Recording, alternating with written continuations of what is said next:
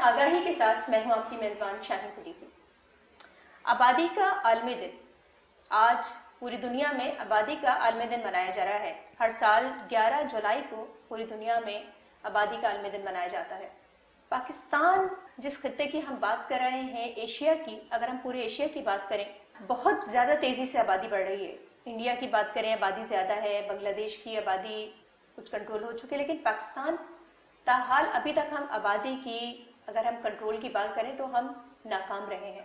अलमिया सिर्फ ये नहीं है कि आबादी के कंट्रोल, अलमिया ये भी है कि हम अपनी माएँ खो देते हैं सिर्फ इसलिए कि उनकी सेहत के हवाले से वक्फा नहीं होने की वजह से खून की कमी, ग़िज़ाई किल्लत, ये एक बहुत बड़ा अलमिया है। और फिर सबसे बड़ी बात यह है कि 24 लाख बच्चे सालाना मौत का शिकार हो जाते हैं, सिर्फ वो बच्चे जो ग़िज़ाई किल्लत के साथ पैदा होते हैं। और इतनी ग़िज़ाई किल्लत होती है कि वो अपनी पहली सालगिरह नहीं मना पाते। ये एक बहुत बड़ा अलमिया है कि हम अपने बच्चों को वो ग़िज़ा नहीं दे पा रहे, क्योंकि माँ, कुरान में भी है कि बेटी को 2.5 साल दूध पिलाएगी और बेटे को 2 साल।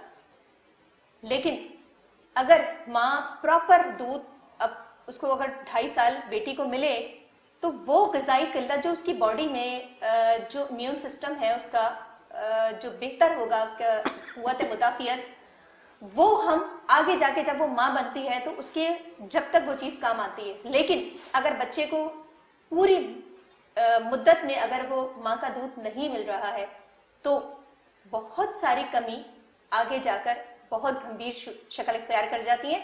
और एक दूसरा मसला हमारे मुल्क में ये है कि कम उम्री की शादी। जी, आज मुझे बड़ी खुशी है कि आज हम जिस शख्सियत के साथ हैं और बहुत एक्सपीरियंस है, तकरीबन 25-26 साल का एक्सपीरियंस है, पब्लिक हेल्थ में मास्टर्स हैं।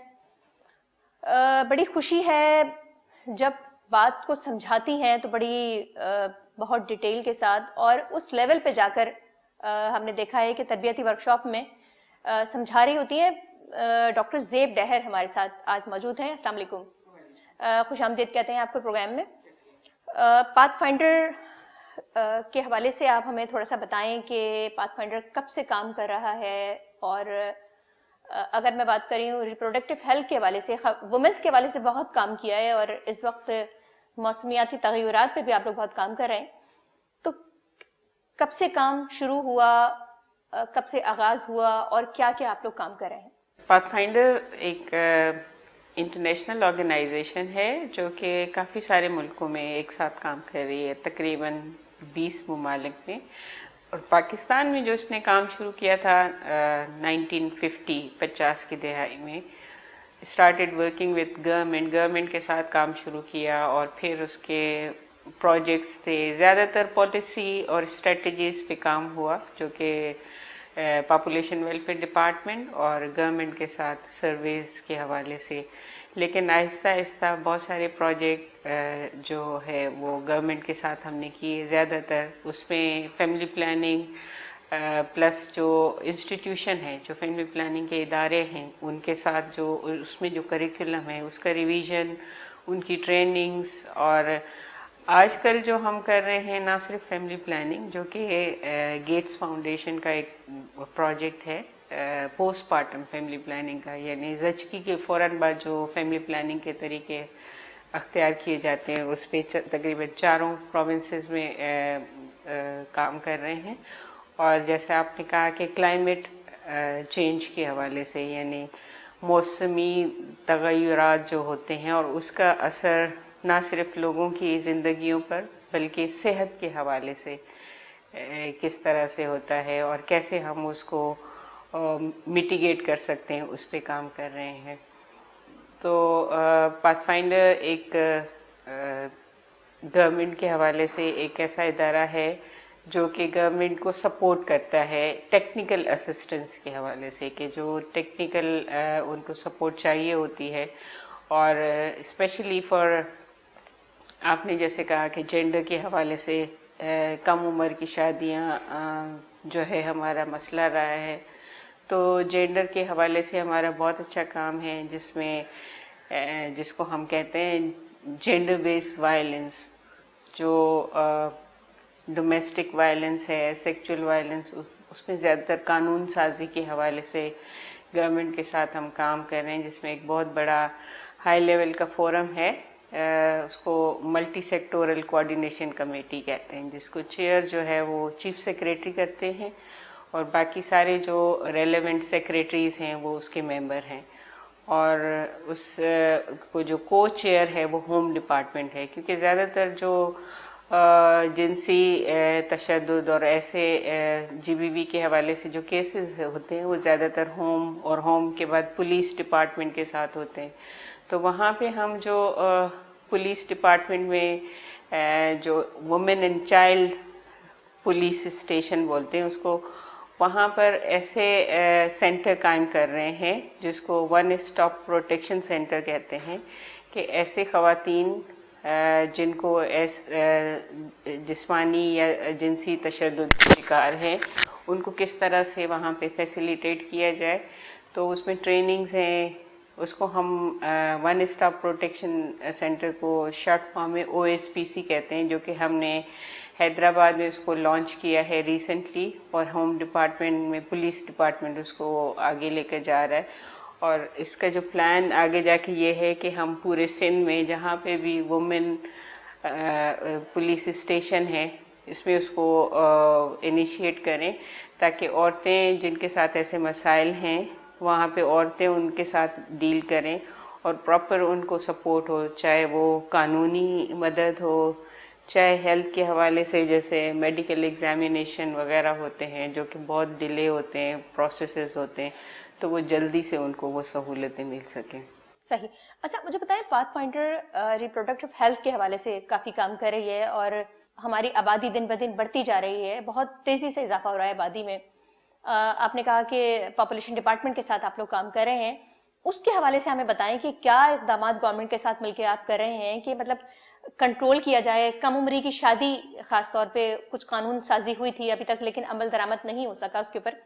उसके हवाले से हमें बताएं कि जो पॉपुलेशन डिपार्टमेंट के साथ आप लोग आबादी को कंट्रोल करने के लिए खास तौर पे जो काम कर रहे हैं, उसके हवाले से हमें बताएं कि क्या जामे पॉलिसी है उसके हवाले से। वैसे तो पॉपुलेशन वेलफेयर डिपार्टमेंट की जो अपनी पॉलिसी है उसमें एक ज़ेली इदारा है जिसको ये बोलते हैं costed implementation plan secreted, CIP secreted, जिसमें जो FP 2030 का जो हमने प्लेज किया है, दुनिया में वायदा किया हुआ है कि हम 2030 तक अपनी आबादी को और CPR को ज़्यादा करेंगे और पॉपुलेशन कम करेंगे, उसके टारगेट हैं। उस हवाले से वैसे बहुत सारे जो CIP का कॉस्टेड इम्प्लीमेंटेशन प्लान जो बना, वो उसमें सबसे पहली सपोर्ट पाथफाइंडर ने उस डॉक्यूमेंट को बनाने में गवर्नमेंट की मदद की। और इसके अलावा जो स्टैंडर्ड्स हैं इम्प्लीमेंटेशन, यानी हमारा काम ज़्यादातर फैमिली प्लानिंग का जो इदारों के साथ काम है वो इंस्टीट्यूशनलाइजेशन और सिस्टम स्ट्रेंथनिंग के हवाले से। फॉर एग्ज़ाम्पल, अगर फैमिली प्लानिंग के जो इंडिकेटर्स हम कलेक्ट करते हैं, रिपोर्ट करते हैं, उसको किस तरह से एनालिसिस किया जाए, देखा जाए और उस बेसिस पे डिसीजन लिए जाएं। वो डिसीजन चाहे बजट के हवाले से हो, चाहे स्टाफ के हवाले से हो कि कितना और हमें स्टाफ चाहिए, या कमोडिटीज़ यानी जो वक्फे की अद्वियात होती हैं उनकी ख़रीदारी की हो। तो उस सिलसिले में हमारे काफ़ी सारे इनिशिएटिव हैं जो कि पोस्टमार्टम फैमिली प्लानिंग के हवाले से हमने प्लान बनाया, पॉलिसी बनाई, ना सिर्फ सिंध गवर्नमेंट के साथ बल्कि चारों सूबों के साथ, पंजाब, KPK और बलूचिस्तान के साथ। और उसमें दूसरी जो अहम चीज़ है, पॉलिसी, ना सिर्फ पॉलिसी बनाई लेकिन उसको इम्प्लीमेंट करने के लिए इम्प्लीमेंटेशन प्लान बना। और उसमें सबसे जो अहम पेशरफ्त हुई वो ये कि हम इंडिकेटर्स को जो सिस्टम है जहाँ से कलेक्ट करते हैं, जैसे पॉपुलेशन वेलफेयर डिपार्टमेंट में ECR है, इलेक्ट्रॉनिक क्लाइंट रिकॉर्ड, और डिपार्टमेंट ऑफ हेल्थ में DHIS बोलते हैं। तो उसमें ये पोस्टमार्टम फैमिली प्लानिंग और पोस्ट अबॉर्शन फैमिली प्लानिंग के इंडिकेटर्स डिटेल में नहीं थे, वो हमने इनकॉर्पोरेट किए हैं। अब उसका रूटीन में रेगुलर एनालिसिस होता है, क्योंकि पोस्टमार्टम फैमिली प्लानिंग एक ऐसी फैमिली प्लानिंग है कि जब औरत ज़चगी के दौरान उसको ये वक्फा दिया जाता है। कि ये वक्त ऐसा होता है कि ख़वातीन अक्सर हमारे यहाँ जो कल्चर है वो ये है कि 40 दिन तक घरों में होती हैं, पोस्टनेटल विज़िट के लिए बार बार नहीं आती, एक दफ़ा उनकी डिलीवरी हो जाए तो वो अच्छा सा मौका होता है जब वो डिलीवरी करने जाते हैं तो उसी वक्त उसको वक्फा कर दिया जाए, जिसको हम पोस्टमार्टम फैमिली प्लानिंग करते हैं। तो वो वाले इंडिकेटर नहीं थे सिस्टम में, तो अब वो सिस्टम में मौजूद हैं। उससे हम रेगुलर जो एनालिसिस से ये पता चला सकते हैं कि अगर डिलीवरीज फॉर एग्ज़ाम्पल किसी हेल्थ फैसिलिटीज़ में 100 हो रही हैं तो फैमिली प्लानिंग कितनों को हो रही है, जहाँ पे 10 हो रही है, 20 हो रही है, कंपेयर करते हैं। फिर उनको लेटर लिखे जाते हैं कि आया वजह क्या है, क्या वहाँ पे अद्वियात नहीं है या उनकी ट्रेनिंग नहीं है या स्टाफ की मोटिवेशन नहीं है, ट्रेनिंग भी है, सब कुछ है। तो इस पे करते करते क्योंकि ये 4 साल से हम पिछले 4 सालों से ये इस प्रोजेक्ट पे काम कर रहे हैं, सो जो करंट उसका रेट है पोस्टमार्टम फैमिली प्लान 40 से ज़्यादा हो गया सिंध में, जो कि बाकी सारे प्रोविंसेस से बहुत अच्छा है। और उसमें सबसे बड़ी कंट्रीब्यूशन जो है वो PPHI की है, क्योंकि वो लोग अच्छा काम करते हैं और फोकस्ड भी हैं। और ज़्यादातर जो डिलीवरी वाले सेंटर हैं जहाँ पे मैटरनिटी होम है वो उनके पास ज़्यादा हैं, और प्लस जो बड़ी अस्पतालें हैं जिसको हम टर्शरी लेवल हॉस्पिटल कहते हैं, जिसमें जिना है, डाओ है, लम्स है हैदराबाद का, लड़काना, सखर, ये सारे इनको एंगेज किया। PWD वालों ने उनकी सबकी ट्रेनिंग कराई, उनको फैमिली प्लानिंग की कमोडिटीज़ दी। अब सिस्टम इन प्लेस हो गया है, अब रेगुलर वो लोग उनकी ट्रेनिंग भी हुई, रेगुलरली वो उसको, बल्कि सबसे ज़्यादा जो PPFP की इंसर्शन या अपटेक है इन बड़ी अस्पतालों में पहले नहीं था, अभी होना शुरू हुआ। तो ये हमने इनिशिएट सपोर्ट जो गवर्नमेंट को हमने किया है, सो सबसे ज़्यादा, बल्कि चारों प्रोविंसेस में अगर देखा जाए तो सिंध वाहिद सूबा है जहाँ पे पोस्टमार्टम फैमिली प्लानिंग सबसे ज़्यादा है, जिसकी वजह ये है कि मैडम मिनिस्टर बहुत अच्छा इसमें इनिशिएट लेती हैं। बल्कि एक फोकल पर्सन डॉक्टर निगर शाह को टर्शरी केयर हॉस्पिटल का बनाया गया पूरे सिंध का, जो कि ना सिर्फ उनसे डेटा कलेक्ट करवाती हैं लेकिन रेगुलर उनके साथ जो अस्पतालें हैं टर्शरी केयर 9 हॉस्पिटल्स हैं उनके साथ रेगुलर मीटिंग होती है, उनके इश्यूज़ वगैरह डिस्कस होते हैं कि किस तरह से इसको स्ट्रीम लाइन किया जाए।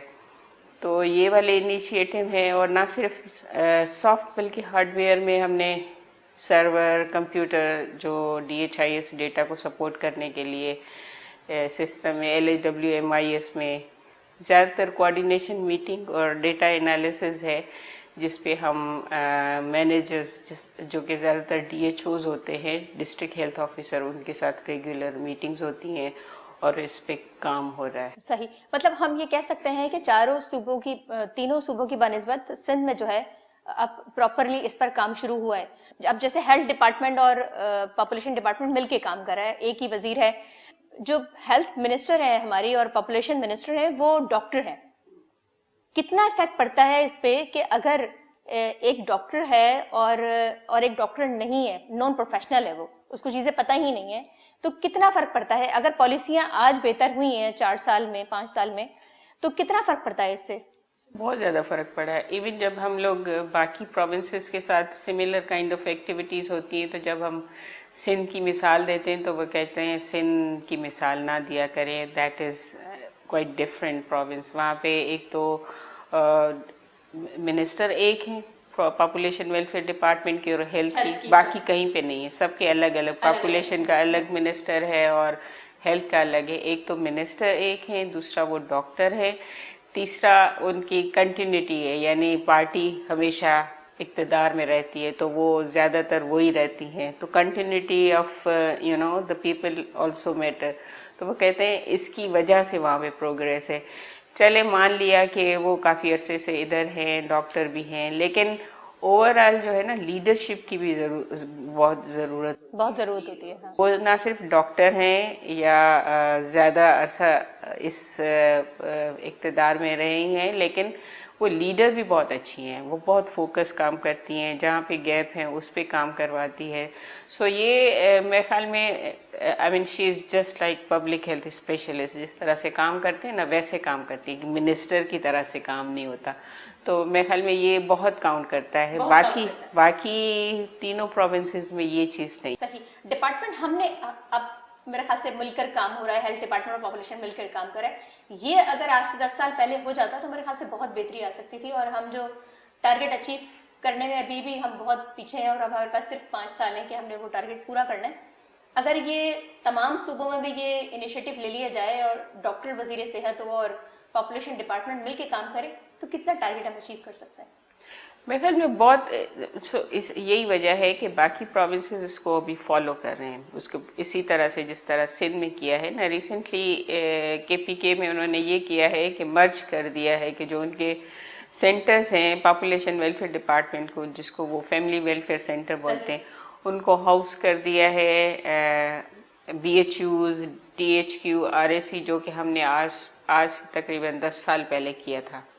So they have recently started, they call it merger कर रहे हैं हम पॉपुलेशन और उसका। लेकिन इसको मर्जर करने के लिए भी काफ़ी टाइम लगेगा उनको प्रोग्रेस करने में लिए, क्योंकि इनिशियल जो 2 डिपार्टमेंट हैं और एक जगह पे काम करना है तो काफ़ी सारे इश्यूज आते हैं, और अभी तक आते हैं इवन सिंध में अगर देखा जाए तो। लेकिन सिंध काफ़ी आगे जा चुका है। पंजाब ने दोनों डिपार्टमेंट को एक साथ कर दिया है। So now they call it health and population welfare department. वहाँ पे भी पॉपुलेशन अलग से नहीं है, लेकिन उन्होंने सिर्फ नाम दिया है, बट डिपार्टमेंट के लोग वैसे ही अलग काम कर रहे हैं। So the rest of the provinces also started integrating. लेकिन अनफॉर्चुनेटली पाकिस्तान में सबसे बड़ी वजह यही है जो कि हम टारगेट अचीव नहीं कर सके ना पॉपुलेशन के, कि हम फैमिली प्लानिंग और हेल्थ को हमेशा अलग अलग रखा, उसको इंटीग्रेट नहीं किया। सो ये मेन वजह है, पीछे रह गए हैं, क्योंकि मेन पावर जितनी हेल्थ में है, कहा यह जाता है कि जैसे हम लोग किसी बड़े से सुपर स्टोर पे जाते हैं ना, इम्तियाज़ पे जाते हैं, तो इम्तियाज़ पे जब जाते हैं ग्रॉसरी भी हो जाती है, वहाँ पे सब्ज़ी भी हो जाती है और बाकी सारी चीज़ें, तो लोग कोशिश करते हैं कि ऐसी जगह पे जाए जहाँ पे सारी सहूलतें मौजूद हों। तो फैमिली प्लानिंग का ये है कि फैमिली प्लानिंग खुद से चल के बहुत कम लोग जाते हैं। तो हेल्थ ऐसी जगह है कि अगर बच्चे को टीका लगाने जाना है फिर भी उसी अस्पताल में जाना है, फैमिली प्लानिंग के लिए भी उसी में जाना है, नज़ला ज़ुकाम है तो उसके इंटरेक्शन के पॉइंट ज़्यादा हैं कि बच्चा रो रहा है तो पूछ लेती है, अगर बच्चे को दिखाने गई है कि आपके इतने छोटे बच्चे हैं, आप वक्फा करती हैं कि नहीं करती। So there are multiple contacts where women can be counselled. लेकिन फैमिली प्लानिंग पे जिसको बहुत ज़रूरत होती है सिर्फ वही चल के जाते हैं खुद से। इधर तो हर कोई जाता है, बच्चे को बुखार हो गया, बच्चे को दस्त हो गया, बच्चे को टीका लगाना है, औरत को बुखार हो गया। So there are multiple interaction, वहाँ पे टेस्ट भी हो रहे हैं या किसी टेस्ट के लिए जाते हैं। तो अगर ये हेल्थ के साथ इसको शुरू से इंटीग्रेट कर देते ना तो बहुत अच्छा सा फैमिली प्लानिंग हो सकती थी। तो सबसे बड़ी वजह अपटेक, जो फैमिली प्लानिंग अपटेक का ना होना या कम होना, उसकी वजह भी ये है कि हमने अलग फैमिली प्लान हेल्थ डिपार्टमेंट और पॉपुलेशन डिपार्टमेंट को अगर हम मर्ज कर लें, जैसे अब टर्शरी केयर हॉस्पिटल है, वहाँ बाकायदा सेंटर्स बन चुके हैं। बड़ा अशद ज़रूरत था हमें टारगेट अचीव करने के लिए। अगर हम 10 से 15 साल पहले भी अगर हम ये काम कर लेते, अगर हम दोनों डिपार्टमेंट को मिलाकर काम करें और प्रॉपरली अगर हम उस पर काम वर्किंग करें, जैसे आपने कहा कि माएँ बच्चों को टीके तो प्रॉपर लगवाती हैं, लगवाने जा रही हैं, तो वहाँ पर भी अगर उनकी काउंसलिंग हो, या एक चीज़ और भी देखिए, डिसीजन मेकर जो होता है वो मर्द होता है हमेशा घर में। आज भी हमारे यहाँ मर्द डिसीजन लेता है। तो जो ऑफिसेज में माहौल बना हुआ है वहाँ पर भी थोड़ी सी काउंसलिंग होनी चाहिए। ख़ास तौर पे बच्चे के जो गैप होता है, उसमें वक्फा होता है, उसकी जेंट्स में भी काउंसलिंग होनी चाहिए। जैसे लेडी हेल्थ वर्कर है, इसी तरह जेंट्स हेल्थ वर्कर्स भी होने चाहिए। तो ये ठीक है अगर इस पर अगर काम थोड़ा सा किया जाए तो।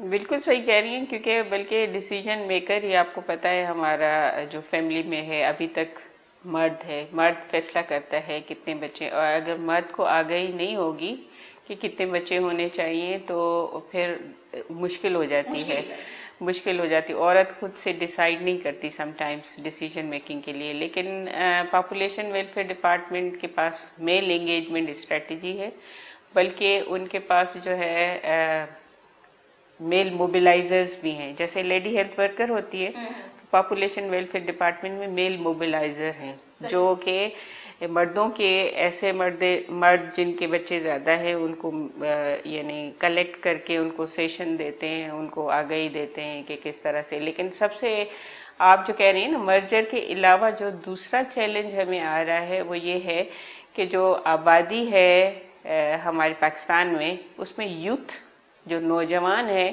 वो ऑलमोस्ट 60% है। तो जब नौजवान को अगर हम चाहें भी मर्जर के लिए, लेकिन जब तक हम उनको टारगेट नहीं करेंगे, यानी नौजवान जो अभी स्कूलों में हैं, कॉलेजों में हैं, उनको फोकस नहीं करेंगे तो हम कम करने की बजाय हम और ज़्यादा पॉपुलेशन बढ़ जाएगी। ज़ाहिर है जब वो रिप्रोडक्टिव लाइफ पे आएंगे, बच्चे पैदा तो शादियां तो सब करेंगे ना।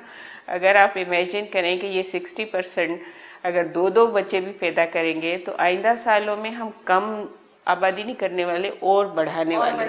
लेकिन ये हो सकता है कि अगर हम उनको ये आगाही दें कि वो उसमें थोड़ा वक्फा करें और कम बच्चे पैदा करें तो कंट्रोल होगा। वरना जो माहिरीन है वो कहते ये हैं कि पाकिस्तान में जो यूथ बल्ज है, जो ज़्यादा तादाद नौजवानों की है, उसकी वजह से ये मसला और यानी गंभीर होता चला जाएगा। अगर हम इस टाइम जो है बजाय इसके कि हम अस्पतालों उसको कैटर करें, हम यूथ पर फोकस करें। और ऑफिसेज में आजकल यूथ काम कर रहा है बहुत ज़्यादा, ऑफिसेज में भी फोकस कर रहे होते हैं। अगर हम यूनिवर्सिटियों को टारगेट करें या हम कॉलेजेस को टारगेट करें या ऑफिसेज को टारगेट करें तो मेरे ख्याल से हम थोड़ा मतलब उसमें हम कह सकते हैं कि हम 50% हम टारगेट अपना अचीव कर सकते हैं।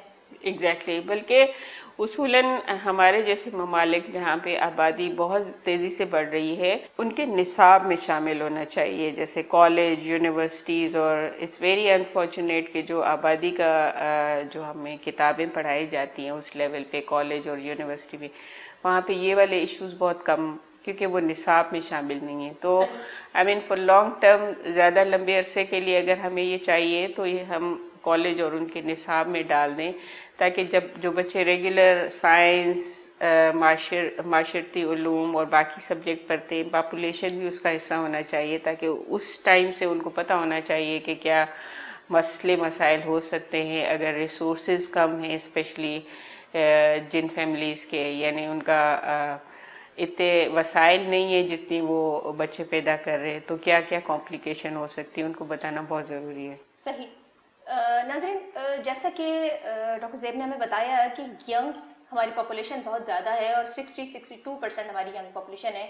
अगर उसको टारगेट नहीं किया गया और उनको बताया नहीं गया कि माँ की सेहत कितनी ज़रूरी है और जो बच्चा पैदा होने वाला बच्चा है उसको माँ की कितनी अशद ज़रूरत है, क्योंकि एक तो उसको मदर फीडिंग भी चाहिए जो प्रॉपर अल्लाह ताला ने निज़ाम रखा है 2 साल और 2.5 साल का। अगर वो उसे नहीं मिला और एक और बच्चा ने जन्म ले लिया 1 साल के बाद, तो क्या कॉम्प्लिकेशंस होंगी माँ के साथ और क्या कॉम्प्लिकेशन होंगी जो वो दूसरा बच्चा पैदा हुआ है और शदीद ग़िज़ाई किल्लत का शिकार बच्चा पैदा हुआ है। एक वक्फा लेते हैं, वक्फे बाद दोबारा ज्वाइन करते हैं।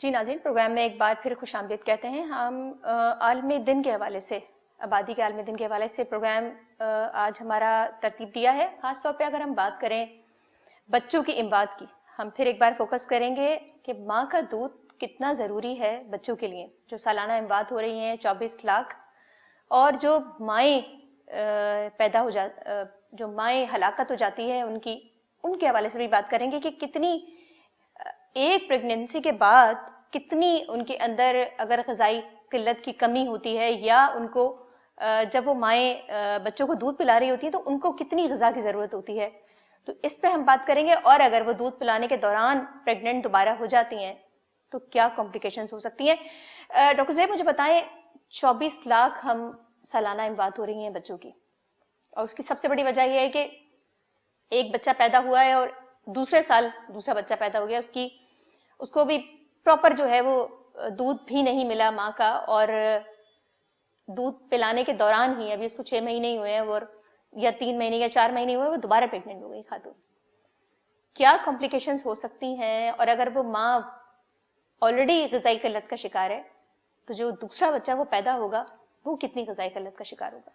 देखें शाहीन, आपने जैसे बताया कि बच्चे बहुत जल्दी पैदा हो रहे हैं ना, उसकी सबसे बड़ी वजह यह है कि पाकिस्तान हमारा ऐसा मुल्क है जिसमें अगर हेल्थ के इंडिकेटर्स में न्यूट्रिशन का इंडिकेटर देखा जाए ना, तो औरत, खासकर जो प्रेग्नेंट औरत हैं, अगर मोटा भी लगाएं 57% ऐसी होती हैं जिनको अनीमिया होता है, खून की कमी होती है। यानी अगर 60% मोटा बोल दें कि खून की कमी होती है। और आपको पता है कि बच्चा जो है वो माँ के खून से पलता है पेट में, तो अगर वो माँ जो जिसको खून की कमी हो, तो ये होता है कि बच्चे को वो ग़िज़ा सही से नहीं जा रही, क्योंकि बच्चा पेट में सांस भी उसी खून से लेता है, ग़िज़ा भी उसी खून से लेता है, तो उसकी जो ग्रोथ होती है, हम अपनी ज़बान में उसको बोलते हैं लो बर्थ वेट, कम वज़न का बच्चा होना यानी शुरू से ही कम वज़न का होना शुरू हो जाता है। और जो नौज़ायदा बच्चों में सबसे बड़ी वजह अमवात की है वो कम वज़न के बच्चे हैं, यानी पैदाइश के वक्त जो पैदा होते हैं उनका वज़न बहुत कम होता है, लो बर्थ वेट कहते हैं, प्री टर्म भी कहते हैं। ऐसी माएँ जिनको अनीमिया होती है, खून की कमी होती है, वो पैदाई कम वज़न से होते हैं या वक्त से पहले हो जाते हैं, और सबसे बड़ी वजह अमवात की यही है। तो देखें, औरत जब खुद बीमार होगी और इसी सूरत हाल में अगर उसको साल के अंदर दूसरा बच्चा पैदा करे तो खून और कम हो जाता है, डिलीवरी के दौरान और खून की कमी हो जाती है। तो जैसे आपने कहा ना कि न्यूट्रिशन कमी होती है बहुत सारे बच्चों में, उसमें ऐसे बच्चे जो कम वज़न के होते हैं या वक्त से पहले पैदा होते हैं, अगर उनको breast feeding, exclusive breast feeding बोलते हैं कि सिर्फ और सिर्फ माँ का दूध अगर ना दिया जाए तो उनमें हलाकत के चांसेस बहुत ज़्यादा होते हैं, वो बचते नहीं हैं, ज़्यादातर उनकी अमवात हो जाती है। लेकिन अगर दिया जाए एक्सक्लूसिव ब्रेस्ट फीडिंग तो उनके चांसेस होते हैं कि वो बच जाए। ठीक है, अब एक्सक्लूसिव ब्रेस्ट फीडिंग में क्या होता है कि उसको हर 4 घंटे के बाद फीडिंग देनी है, यानी 3 से 4 घंटे के से ज़्यादा वक्फा नहीं देना, और माँ को 6 महीने सिर्फ और सिर्फ अपना दूध देना होता है। इसको हम बोलते हैं अपनी ज़बान में एक्सक्लूसिव ब्रेस्ट फीडिंग। अगर 6 माह तक उसको एडिशन में कुछ दिया, कोई गुट्टी देती रही, कोई ड्राई वाटर या कोई वैसे ही पानी पिलाती रही, तो फिर उसका असर बच्चे पे बुरा होता है। तो एक तो ये समझने की ज़रूरत है कि हमारे यहाँ स्पेसिंग बहुत कम हो रही है, और कुरान में छुपे अल्फाज में कहा गया है कि और माएँ अपने बच्चों को 2 साल तक दूध पिलाएं। 2 साल का मतलब उसी बच्चे को, ऐसा नहीं है कि बच्चों को पिलाती रहे। तो 2 साल का मतलब ये है कि मैसेज है कि आप 2 साल तक तो उस बच्चे को दें, क्योंकि वैसे भी अगर मेडिकली देखा जाए जो बच्चेदानी होती है ना, वो 2 साल तक इतना रिकवर नहीं करती कि दूसरे बच्चे को यानी अपने अंदर समा सके। हाँ, प्रेगनेंसी हो जाती है लेकिन वो कमज़ोर रहती है, उसको 2 साल का टाइम चाहिए होता है अच्छे से हील होने के लिए और दूसरा बच्चा अपने अंदर रखने के लिए। तो अगर ये वक्फे जो है ना नहीं करेंगी तो वो बच्चे, फिर आपको पता है हमारे यहाँ एबॉर्शन भी बहुत ज़्यादा है, बच्चेदानी कमज़ोर हो तो बच्चा ठहर जाता है, फिर ज़ाया हो जाता है, फिर उससे माँ का और खून कम होता है, तो ये एक विशियस साइकिल है। अगर हम इसको तोड़ेंगे नहीं और इसकी आगाही नहीं देंगे तो जैसे आपने कहा कि मैटरनल मोर्टेलिटी बहुत ज़्यादा है मैटरनल मोर्टेलिटी भी बहुत ज़्यादा है और नियोनेटल जो नौज़ायदा बच्चों की अमात है ना वो भी बहुत ज़्यादा। पाकिस्तान, अनफॉर्चुनेटली पाकिस्तान पहले नंबर पे दुनिया में जिसमें नौज़ायदा बच्चे सबसे ज़्यादा मरते हैं पूरी दुनिया से। तो ये इसकी मेन वजह यही है कि हमारी माएँ जो इनको जन्म देती हैं वो कमज़ोर हैं। अगर आप 60% औरतें ऐसी हैं जो कि अनीमिक हैं तो ज़ाहिर बच्चे उनके कमज़ोर होंगे और बच्चे खून की कमी का शिकार है। जी बिल्कुल। और ऐसे बच्चे जिसको हम अपनी ज़बान में कहते हैं कि सीवियरली मेल नॉरिश्ड, सेम, वो बच्चे ना सिर्फ कमज़ोर होते हैं बल्कि जहनी तौर पे भी कमज़ोर होते हैं। उसको स्टंटिंग कहते हैं कि छोटा कद रह जाना। 5 साल के अंदर अंदर अगर उसका कद नहीं बढ़ा तो ऐसा नहीं है कि उसका सिर्फ कद नहीं बढ़ा, उसका दिमाग भी नहीं बढ़ता। वो आगे जाके डॉक्टर नहीं बन सकता, इंजीनियर, यानी ऐसी जो मुश्किल पढ़ाइयाँ होती हैं वो नहीं कर सकता। तो हम ना सिर्फ ऐसे बच्चों के अमवात को रोक सक रहे हैं बल्कि ऐसे बच्चे हो रहे हैं जो आइंदा नस्ल जो हमारे जैसे कहते हैं कि हमारा फ्यूचर है वो भी ऐसे नहीं होंगे कि तरक्की में काम आ सकें। तो बहुत ज़रूरी है कि माँओं की सेहत, जो कि हम ज़ाहिर इस लेवल पे नहीं कर सकते, बहुत सारे रीज़न है उसके, पावर्टी भी है, गुर्बत भी है, लेकिन उनको ग़िज़ा तो इस तरह से नहीं पहुंचा सकते। लेकिन ये तो हम कर सकते हैं कि उनको ये आगाही दें कि इन कंडीशन में रहते हुए वो बच्चों के दरमियान वक्फा करें 2 से 3 साल का, ताकि वो उनकी अपनी सेहत इस काबिल हो जाए कि दूसरा बच्चा जो है पैदा करने के काबिल हो जाए वो लोग। सही। अच्छा, इसमें मैंने देखा है कि माँओं की भी इमदाद बहुत ज़्यादा हो जाती है हमारे यहाँ। अगर बच्चों की इमदाद ज़्यादा है तो माँओं की इमदाद भी थोड़ी सी ज़्यादा है। तो उसके बारे में हमें बताएं कि क्या रेशो है। जैसे हम नवमौलूद बच्चों की जो मरने की तादाद है, हम नंबर 1 पे हैं पूरी दुनिया में, ना सिर्फ एशिया में बल्कि पूरी दुनिया में। 24 लाख सालाना, तो मतलब वो टारगेट है जो अस्पतालों में बच्चे पैदा हो रहे हैं और उनको पता चल जाता है कि वो बच्चे नवमौलूद पैदा हुए हैं और वो मर भी जाते हैं जल्दी। लेकिन आज भी हमारे यहाँ दाइयाँ घरों में बच्चे पैदा कर रही होती हैं और वो जो बच्चे मर जाते हैं उनका तो कोई मतलब डेटा है ही नहीं हमारे पास। तो 24 लाख तो हम शायद कम कह रहे हैं, बहुत ज़्यादा है इसकी तादाद। तो उसके बारे में हमें बताएं कि जो माएँ हैं, एक तो उनको ग़िज़ा क्या लेनी चाहिए और फिर ये कितना ज़रूरी है ये बताना कि ये वक्फा कितना ज़रूरी है माँ की ज़िंदगी के लिए और माँ की ज़िंदगी बच्चे के लिए कितनी ज़रूरी है। कहा यह जाता है कि जो माँ फैमिली प्लानिंग करती है तो 1/3 मैटरनल मोर्टेलिटी कम कर सकते हैं। आपको जैसे मैंने पहले बताया कि जो औरत हमारे यहाँ तकरीबन 60% ऐसी प्रेग्नेंट औरतें ऐसी होती हैं जिनमें खून की शदीद कमी होती है। अब ऐसी औरतें जो हमारे पास शरअ अमवात की वजह है माँओं में, वो है खून का जारी होना ज़चगी के बाद। हम अपनी ज़बान में उसको पोस्टमार्टम हेमरेज बोलते हैं कि जैसे ही उसकी ज़चगी हुई तो उसका खून जारी हो जाता है और उसमें उसकी मौत हो जाती है। तो उसकी मेन वजह यह है कि जब औरत प्रेग्नेंट होती है, जब हमल से होती है, तो उसका खून जो है पतला हो जाता है, रूटीन से पतला हो जाता है। और उसकी अल्लाह की कुदरत है कि अगर पतला ना हो तो वो खून की छोटी छोटी नालियाँ जो बच्चे को जाती हैं प्लासेंटा के थ्रू, उसको खून नहीं पहुँचेगा, तो ना चाहते हुए भी खून पतला हो जाता है।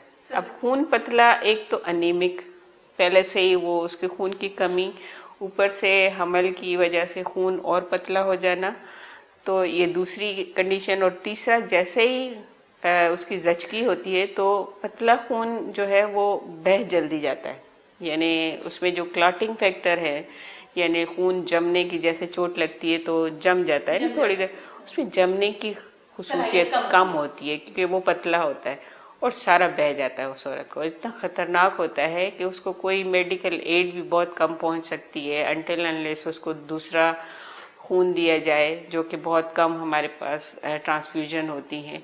तो इस सबसे बड़ी वजह जो माँओं की शरअ अमवात है ना, वो पोस्टमार्टम हेमरेज है। ज़चकी के फ़ौरन बाद खून का बह जाना, और उसकी मेन वजह खून की कमी है। चाहे प्रेगनेंसी में हो, चाहे डिलीवरी के दौरान हो, चाहे डिलीवरी के बाद हो। तो सब उसका हल यही है कि अगर हम माओं को बचाना चाहते हैं, एक तो उनको अनीमिया से बचाना होगा, खून की कमी से। उसमें सबसे सिंपल ट्रीटमेंट ये होता है कि औरत को हमल के दौरान फौलाद की गोलियां खानी चाहिए। वैसे तो ग़िज़ा अच्छी है खानी चाहिए, लेकिन ग़िज़ा सब लोग अच्छी अफोर्ड नहीं कर सकते। तो इसलिए हमारे जैसे ममालिक जहाँ पे गुर्बत है और लोग इतना अफोर्ड नहीं कर सकते, आयरन टैबलेट होती है। इट्स वेरी अनफॉर्चुनेट कि जो हमारी हामला औरतें होती हैं ना, उस गोली को खाती नहीं है, क्योंकि आपको पता है प्रेगनेंसी में बहुत सारे मसले मसाइल होते हैं, मतली के, उल्टी के। तो वो डॉक्टर तो उनको दे देती है, लेकिन वो घर जाके रख देती हैं। तो वो जो काउंसलिंग, आयरन टेकिंग की काउंसलिंग होती है ना, वो भी अच्छी नहीं होती। उनका बिहेवियर उसको वो नहीं होता। बाज उनके बड़ी बूढ़ियाँ कहती हैं कि बच्चे का वज़न बढ़ जाएगा, ऑपरेशन करना पड़ेगा, ताकत की गोली ना लो। तो there are so many myths जो कि कम्युनिटी में है। औरत को अगर मतली की शिकायत है तो वो नहीं लेती। तो होता ये है कि उसका इलाज भी सही नहीं होता जो हमल के दौरान। तो जो खून की कमी हमल के दौरान पूरी हो सकती है अगर वो अच्छा सा इलाज करवाए, ताकि जब उस बच्चे की पैदाइश हो तब तक उसकी खून की कमी पूरी हो जाए। तो एक तो ये हल है कि ज़रूरी नहीं है उसको मछली, गोश्त, ये चीज़ें खानी चाहिए। अगर ये वाला इलाज जो कि 2 गोलियां खानी होती है, एक सुबह एक शाम, अगर वो प्रॉपर तरीके से पूरी प्रेगनेंसी में ले और हमारे हेल्थ केयर और ऐसे आगाही उन तक पहुंचाई जाए कि मतली और उसकी वजह से ये छोड़ देने से उनकी और उनके बच्चे की जान खतरे में हो सकती है, तो काफ़ी सारे मसले हल हो सकते हैं। सही, यही जो आप बात कर रही थी कि प्रॉपर जो पॉपुलेशन डिपार्टमेंट और हेल्थ डिपार्टमेंट मिलकर काम करे, तो जो प्रेग्नेंट खवातीन पर ही काम हो रहा होता है, खासतौर पे वुमेन्स के वाले से, तो वो अगर काउंसलिंग उनकी, खास तौर पे आपने बताया कि 60% जो प्रेग्नेंट खवातीन है उनमें आयरन की कमी होती है, और ये बहुत बड़ा फिगर है। मतलब अगर 60% खवातीन जो बच्चों की पैदाइश के दौरान उनमें खून की शदीद कमी है। अच्छा, मुझे बताएं बच्चों के हवाले से, जो दूध है, माँ का दूध बच्चों के लिए, कितनी ग़िज़ा उसके अंदर होती है? और अगर एक बेटी को 2.5 साल के लिए अल्लाह ने कुरान में कहा है दूध के लिए, कितनी उसकी ग़िज़ाइयत या उसकी जो इम्यूनिटी है वो कितनी बूस्ट होगी उससे? देखें, दूध अल्लाह की कुदरत है कि हर वो औरत जो बच्चा पैदा करती है उसको दूध होता है। लेकिन हमारे यहाँ बहुत सारे, जैसे मैंने पहले भी कहा कि बहुत सारे मिथ्स और मिसकंसेप्शन होते हैं कि औरत कमज़ोर है, इसकी ग़िज़ा अच्छी नहीं है, तो बच्चे को दूध पिलाएगी तो और कमज़ोर हो जाएगी। लेकिन ऐसा कुछ भी नहीं है। कहा यह जाता है मेडिकली कि अगर औरत ज़चकी के बाद दूध ज़्यादा लाने के लिए अगर सिंपल पानी का ज़्यादा इस्तेमाल करे और रूखी रोटी भी पेट भर के खाती है तो उसका दूध आ जाता है। क्योंकि आपको पता है कि जब नबी अकरम सल्लल्लाहु अलैहि वसल्लम को दाई हलीमा को दिया तो उस वक्त ये था कि ज़्यादातर दाइयों के दे देते थे बच्चे पालने के लिए, और एक एक दाई 3 से 4 बच्चे अपने दूध से पालती थी। और वो कोई अमीर, कोई ज़्यादा खाना पीना नहीं होता था, उनका यही खाना होता था। तो कहने का मकसद ये है कि अल्लाह की कुदरत है, जिसको बच्चा है उसको दूध भी आएगा। लेकिन आजकल बहुत सारी ऐसे मिसकंसेप्शन है कि दूध कम आ रहा है, दूध नहीं आ रहा। उसमें सिंपल अगर पानी ज़्यादा से ज़्यादा पिया जाए, सब्जियों का इस्तेमाल ज़्यादा हो और सिर्फ रूखी रोटी भी अगर पेट भर के खा रही हैं तो उससे दूध को कोई मसला नहीं होता। दूध बच्चे को आना के लिए काफ़ी हो जाता है। लेकिन इसकी भी जैसा कि काउंसलिंग बहुत ज़रूरी होती है कि हमारे मज़हब में तो कुरान ने तो कह दिया कि 2 साल तक माएँ अपने बच्चों को दूध पिलाएं, तो इसका मतलब हुक्म है ये।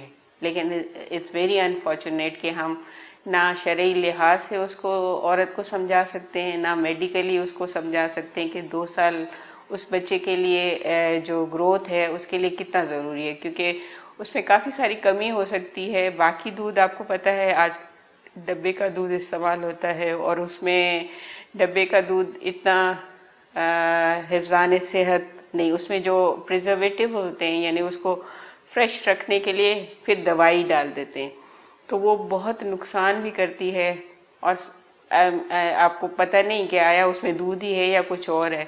तो समटाइम्स ये होता है कि वाइटनिंग पाउडर भी होता है, तो ग़िज़ा के हिसाब से आपको कुछ नहीं पता कि उसमें ग़िज़ा है भी कि नहीं है। लेकिन माँ का जो दूध है तो वो सॉलिड ग़िज़ा है, उसमें आपको शक शुबा रहता ही नहीं है कि इसमें कमी है, और इसको पिलाने से जो है ना, पिलाने से बच्चे की सेहत अच्छी नहीं होगी। लेकिन अक्सर ये होता है कि जो बच्चे माँ के दूध पे होते हैं ना, वो इतने ज़्यादा वज़न गेन नहीं करते, बहुत पतले होते हैं। तो माँओं को ये खौफ लगा रहता है कि बच्चे कमज़ोर हैं, क्योंकि उनका वेट गेन सिर्फ और सिर्फ ये जो कार्बोहाइड्रेट्स वाले डब्बे वाले दूध ये होते हैं ना, उनसे होता है। तो उनको लगता है कि ये ज़्यादा सेहत बख्श है, माँ का दूध नहीं है। तो ये वाली चीज़ें भी उनको बताना होगी कि जो माँ के दूध से बच्चे पलते हैं वो ग़िज़ाइयत है माँ के दूध में। I mean it's full of nutrients. आप उसमें पानी भी उसमें मौजूद है, प्रोटीन्स भी, कार्बोहाइड्रेट्स भी, और फैट्स, जो भी आप न्यूट्रिएंट्स आप गिनवा सकती हैं ना दुनिया में, वो सारे के सारे माँ के दूध में। सही। अगर 2.5 साल एक बच्ची दूध पीती है माँ का, कितनी सेहतमंद होगी वो आगे जाकर? देखें, इसमें ना जैसे मैंने आपको बताया, बच्चा मोटा तगड़ा नहीं लगता जो माँ का दूध पीता है, लेकिन उसमें जो कुव्वत मुदाफ़ियत होती है वो कितनी पूरी होती है? देख, एक्सक्लूसिव ब्रेस्ट फीडिंग के लिए तो हम कहते हैं 6 महीने पिलाना चाहिए। 6 महीने के बाद उसको ग़िज़ा शुरू कर देनी चाहिए, बाकी जो होती है ना ठोस ग़िज़ा, जो कि ऐसा नहीं है कि ये दूध साथ में चलता रहेगा। अगर वो दाल पकती है तो उसको दाल खिलाए, आलू पकता है तो आलू खिलाए, जो भी घर में बनता है ना वो उसको खिलाना शुरू करे, लेकिन दूध बंद ना करे उसको। दूध उसको 2 से 2.5 साल तक पिलाना चाहिए उसको एज अ सप्लीमेंट। 6 महीने तक सिर्फ और सिर्फ माँ का दूध, लेकिन 6 महीने के बाद बाकी सारी ग़िज़ाएँ आहिस्ता आहिस्ता करके, और कंटिन्यू करना है ब्रेस्ट फीडिंग उसको 2 साल तक। भले वो गोश्त खाता हो, भले वो अंडे खाता हो, भले मछली खाता हो, लेकिन उसको माँ का दूध कंटिन्यू करना चाहिए 2 साल तक। सही, मतलब बहुत ज़रूरी है। अगर कुरान में ये बात कही है कि माँ 2 साल तक दूध पिलाए, तो इसका मतलब ये है कि अगला बच्चा 2 साल तक पैदा ना करे, क्योंकि जो पैदा होने वाला बच्चा है उसको 2 साल तो लाजमी दूध चाहिए ही चाहिए। तो वो 2 साल माँ के उसके लिए हैं, और अगर जो नेक्स्ट आने वाला बच्चा है वो 2 साल मुकम्मल होने के बाद वो सोचे, मतलब कंसीव करने का जो मरहला है वो 2 साल के बाद सोचे। अगर औरत की लिहाज से भी देखा जाए और अगर बच्चे के लिहाज से भी देखा जाए तो 2 साल बड़े अहम हैं। 2 साल के बाद अगर वो कंसीव करेगी तो वो तीसरे साल में पैदा करेगी बच्चे को। तो बड़ी अहम बात आपने कही, और बहुत शुक्रिया आपका। कोई मैसेज देना चाहें, ख़ासतौर पे आलमी दिन है इसके हवाले से आबादी का, तो क्या मैसेज आप देना चाहेंगे? कि वैसे तो पॉपुलेशन कंट्रोल के बहुत सारे फैक्टर्स हैं। It's kind of a multi sectoral issue. ऐसा नहीं है, इसमें कहा यह जाता है कि जो औरतें पढ़ी लिखी हैं उनको वो वक्फा करती हैं, जो औरतें जॉब करती हैं वो वक्फा करती हैं। इसका मतलब है इंडिविजुअल फैक्टर्स भी हैं और कल्चरल भी हैं। लेकिन इंडिविजुअल फैक्टर्स तो शायद हम अपनी औरतों को पढ़ा लिखा करने में काफ़ी अरसा लग जाए, लेकिन ये है कि अगर वक्फा किया जाए बच्चों के दरमियान, आई मीन कभी कभी ये भी कहा जाता है कि औरत की अपनी मर्जी है, दिस इज़ फ्री विल, के पेरेंट्स जितने, ये सही है, बिल्कुल सही है। अगर वो 5 बच्चे पैदा करना चाहते हैं, 4 बच्चे, उनको कोई मना नहीं करेगा। लेकिन कहा यह जाता है कि स्पेस करें उसमें, ताकि माँ इतनी सेहतमंद हो जाए कि दूसरा बच्चा सेहतमंद पैदा करे। 2 से 3 साल का वक्फा बहुत ज़रूरी है 2 प्रेगनेंसी के दरमियान। और फिर इस हिसाब से अगर वो 3 भी बच्चे करना चाहती है, 4 भी, 5 भी, आई मीन कोई मसला नहीं, लेकिन वक्फा बहुत ज़रूरी है।